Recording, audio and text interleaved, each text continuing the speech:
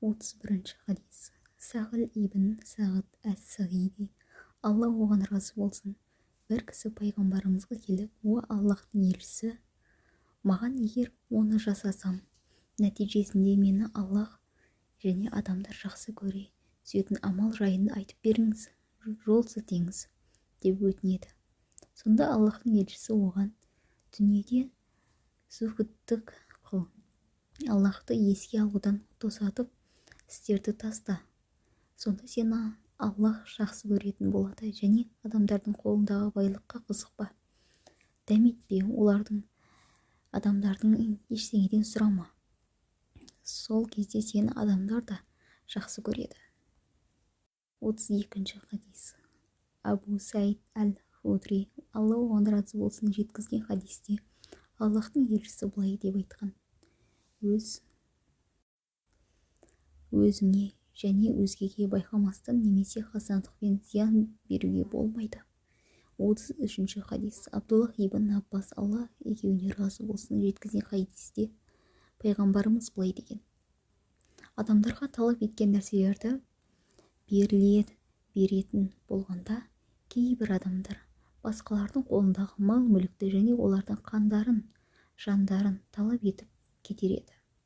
Сондықтан дәлел, дәйек, құжат талап етушіге ант ішу оны жоққа шығарушыға жүктелді.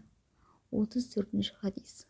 Абу Саид әл-Худри, Алла оған разы болсын, естіген хадисте Аллахтың елшісі былай деп айтқан: сендерден кім қандай да бір ұнамсыз іс, жамандық, күнә, зұлымдық байқаған болса, оны қолымен өзгертсін. Ал егер қолымен өзгертуге шамасы келмесе, оны тілімен, сөзбен өзгертсін. Ал егер тілімен де өзгертуге шамасы жетпесе, онда жоқ дегенде ол істі жүрегін жек көрсін. Әрі жүрекпен жек көру иманның ең әлсіз деңгейі. 35 хадис. Абу Хурайра, Алла оған разы болсын, жеткізген хадисте Аллахтың елшісі былай деген: бір-біріңді күндемеңдер, көре алмаушылық қылмаңдар деген. Сатып алмайтын заттың бағасын өсірмеңдер, бір-біріңді жек көрмеңдер, бір-біріңнен теріс айналмаңдар, бір-біріңнің саудаларыңа кедергі болмаңдар. Алайда Аллахтың құлдары, әрі бір-біріңе бауыр болыңдар. Мұсылманның бауыры. Сондықтан да ол оған зұлымдық қылмайды, жәрдемсіз тастап қоймайды, оны кемсітпейді. Сосын Аллах елшісі: тақуалық деген мына жерде, тақуалық деген мына жерде, тақуалық деген мына жерде деп кеудесіне, жүрегіне 3 рет сілтеп көрсетеді. Сөйтіп адамның мұсылман бауырын кемсітіп, оның үстінен күлуі оның жамандыққа жолығуына жеткілікті. Өйткені әрбір мұсылманға мұсылманның қаны, малы және ары харам етілген деп айтты. 36 хадис. Абу Хурайра, Алла оған разы болсын, жеткізген хадисте кімде-кім осы дүниеде мүміннің уайым қайғыларының бірін сейілтсе, Аллах тағала оның қияметте уайым қайғыларының бірін сейілтеді. Кімде-кім қиналып жүрген, қарызға батқан бауырының жағдайын жеңілдетсе, Алла тағала оның осы дүниеде және ақыреттегі қиыншылықтарын жеңілдетеді. Әрі Аллах тағала мұсылман бауырының жәрдемінде болған адамның жәрдемінде болуды, ол бауырына жәрдем беруін тоқтатпайды. Кімде-кім Аллах үшін ілім іздену жолын ашса, Аллах оған жәннатқа барар жолды жеңілдетіп қояды. Қандай да бір қауым Аллахтың үйлерінің бірінде мешітте жиналып, Аллахтың кітабын оқып, ондағы білімді өзара үйренетін болса, онда оларға Аллахтың тыныштық түсіп, оларды Аллахтың мейірімі орап, періштелер қоршайды. Сондай-ақ сол мәжілістегі адамдарды Аллах тағала өз құзырындағыларға, періштелер мен пайғамбарларға мақтап еске алады. Кімде-кімнің амалы кешіксе, оның тектілігі оны алдыға жылжытпайды. Жәннаттың амалдарына жасамаған адамға оның текті рудан шыққандығы еш пайда бермейді. 37 хадис. Абдуллах ибн Аббас, Алла екеуіне разы болсын, жеткізген хадисте Аллахтың елшісі Алла тағаладан келесі сөздерді риуаят еткен дейді. Аллах тағала жақсылықтар мен жамандықтарды жазып, сосын оны былай деп түсіндірді. Кім бар жақсылықты жасауға ниеттеніп, оны жасай алмай қалса, Аллах тағала оның сол ниеті үшін оған толық бір жақсылық жасады. Ал енді жақсылықты ниеттеніп кейін оны жасайтын болса, Алла тағала оған кемінде 10 жақсылық жасады. Әрі оны 700 немесе тіпті одан да көп еселеп арттырады. Сондай-ақ кім бір жамандық ниеттеніп оны Аллах үшін жасамай қойса,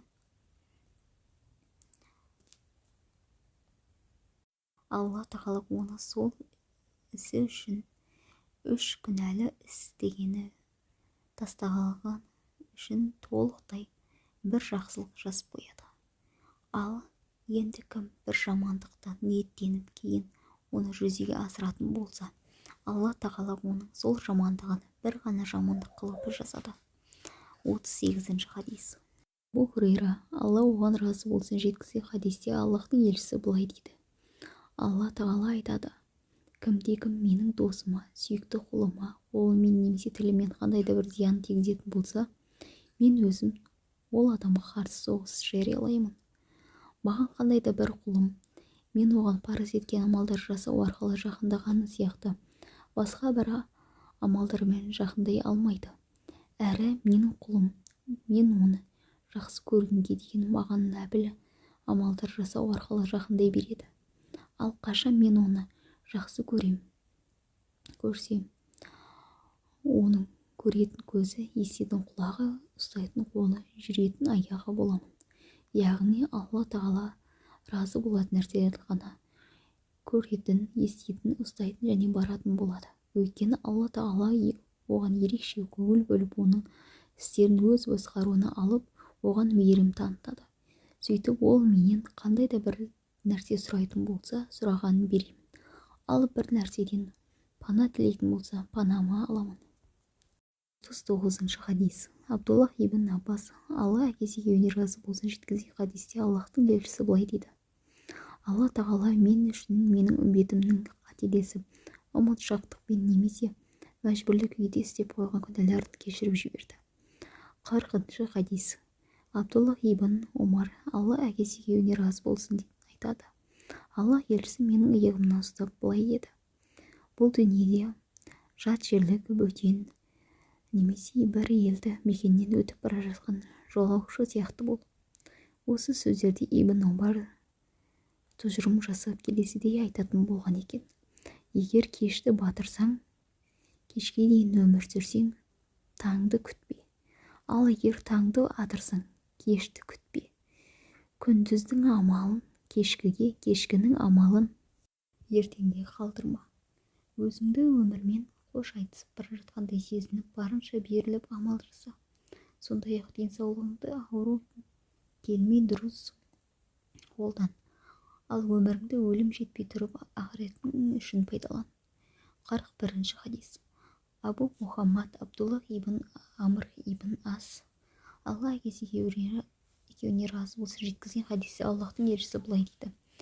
Сендердің көңіл қалауларың мен алып келген нәрсеге, шариғатқа толық ермейінше сендер иман келтіргендер болмайсыңдар.